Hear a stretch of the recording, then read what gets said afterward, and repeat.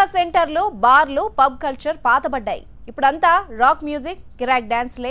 మత్తులో చిందేయడం, కిక్కుల్లో ఒళ్లంతా మరిచి ఊగిపోవడం ఫ్యాషన్గా మారింది. వీకెండ్ వస్తే చాలు కార్లన్నీ సాగర తీరం వైపు దూసుకెళ్తున్నాయి. ఎక్కడో గోవా, ముంబై, ఢిల్లీలో జోరుగా సాగే రేవ్ పార్టీల సంస్కృతి స్మార్ట్ సిటీగా రూపుదిద్దుకుంటున్న విశాఖకు పాకింది. నగర శివారులోని రిసార్టుల్లో రేవ్ పార్టీలు జోరుగా సాగుతున్నాయి. సాగర తీరంలోని పలు హోటల్స్, ఫామ్ హౌస్లు వీటికి అడ్డాలుగా మారాయి. విశాఖ నగరానికి ఈ సరికొత్త పోకడలను తీసుకొచ్చిన వారిలో బడాబాబుల పిల్లలే ఎక్కువగా ఉన్నట్లు సమాచారం. దేశ విదేశాల్లో ఉన్న సరికొత్త అలవాట్లను విశాఖకు తీసుకొచ్చి ఇక్కడ స్నేహితులకు అలవాటు చేస్తున్నారు. వారితో పరిచయం ఉన్న మరికొందరు కుర్రాళ్లు డ్రగ్స్కు అలవాటు పడుతున్నారు. తాజాగా విశాఖ బీచ్లో రేవ్ పార్టీ పేరుతో రెచ్చిపోయారు కొందరు యువకులు. మద్యం, డ్రగ్స్ మత్తులో ఊగిపోతూ నానా హంగామా సృష్టించారు. అయితే హద్దు మీరి రెచ్చిపోయిన కేటుగాళ్లకు చెక్ పెట్టారు విశాఖ పోలీసులు.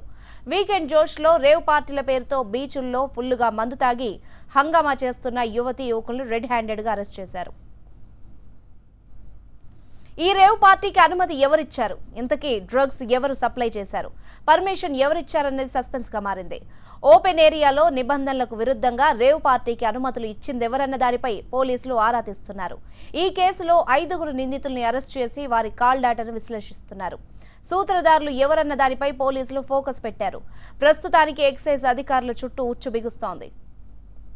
రేవ్ పార్టీ కేసులో సంతోష్, మహమ్మద్ కాజా, తేజ, ఓరుగంటి వాసుదేవులను పోలీసులు అరెస్ట్ చేశారు. వీరి దగ్గర నుంచి 9,700 గ్రాముల MDMA పౌడర్, 5 LSD స్ట్రిప్లు, కొకైన్ను స్వాధీనం చేసుకున్నారు. ఈ రేవ్ పార్టీకి సత్యనారాయణ అనే వ్యక్తి డ్రగ్స్ ను సప్లై చేశాడు. ఇతను డ్రగ్స్ ను గోవా నుంచి దిగుమతి చేసుకున్నట్లు విచారణలో వెల్లడైంది. ఈ కేసు విచారణను పోలీసులు ముమ్మరం చేశారు. కోడ్ లాంగ్వేజ్ లో డ్రగ్స్ సరఫరా చేస్తున్నట్లు గుర్తించారు.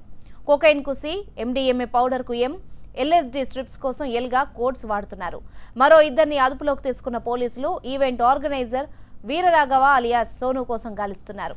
సోను దగ్గర డ్రగ్స్ సరఫరాకు చెందిన కీలక సమాచారం ఉన్నట్లు భావిస్తున్నారు. ఆన్లైన్ ద్వారా కూడా విశాఖకు డ్రగ్స్ వస్తున్నట్లు, కోడ్ డీకోడ్ లాంగ్వేజ్ లో ఓ వెబ్సైట్ ఉన్నట్లు గుర్తించారు. అలాగే సోషల్ మీడియా గ్రూప్స్ కూడా ఉన్నట్లు విచారణలో తేలింది.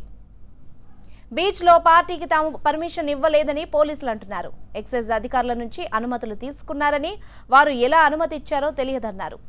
ఓపెన్ ప్లేస్ లో లిక్కర్ కు పర్మిషన్ ఇవ్వడం నిబంధనలకు విరుద్ధం అంటున్నారు.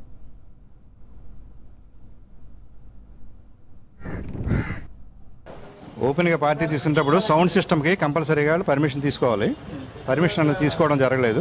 దాని పరంగా చట్టపరంగా మన చర్యలు తీసుకోవడం జరుగుతుంది. ఓన్లీ ఎక్సైజ్ శాఖ నుంచి వాళ్ళు మాత్రం పర్మిషన్ తీసుకున్నారు. ఈ విషయంలో సిపి గారు కూడా స్పష్టమైన ఆదేశాలు ఇవ్వడం జరిగింది. ఆ దగ్గరున్న కళాశాలన్నింటి గీతం కానీ, ఇంజనీరింగ్ కానీ, అవి ఏవే కాలేజెస్ ఉన్నాయో అన్ని కాలేజెస్ దగ్గర కూడా అవేర్నెస్ క్యాంప్స్ కండక్ట్ చేయమని చెప్పారు. మేము కండక్ట్ చేసి మేము చెప్పిందే కాకుండా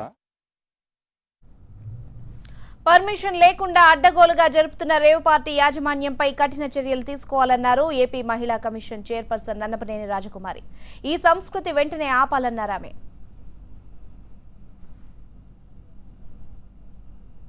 రేవ్ పార్టీ డ్రగ్స్ కేసుపై మాజీ IPS లక్ష్మీనారాయణ అధికారులను ప్రశ్నించారు.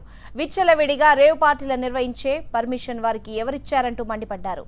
విశాఖలో మొదలైన ఈ డ్రగ్స్ మాఫియాను ఆదిలోనే తుంచేయాలన్నారు. లేకపోతే మరో మాఫియా నగరంగా విశాఖ మారుతుందని చెప్పారు లక్ష్మీనారాయణ. ఈ విద్యార్థులను, ఎస్పెషల్లీ యువతరాన్ని ఈ డ్రగ్స్కు బానిసలుగా చేయాల్సింట. ఎందుకంటే వాళ్ళ ఉద్దేశం ఏంటంటే యువతరాన్ని కనుక దీనికి బానిసలు చేయగలిగితే వాళ్ళ వ్యాపారం పెరుగుతుందని.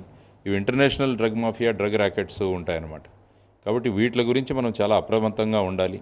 ఎందుకంటే ఆ వయస్సులో ఈ యువతరం ముఖ్యంగా ఇటువంటి వాటికి బలి అయ్యే అవకాశాలు చాలా ఉంటాయి.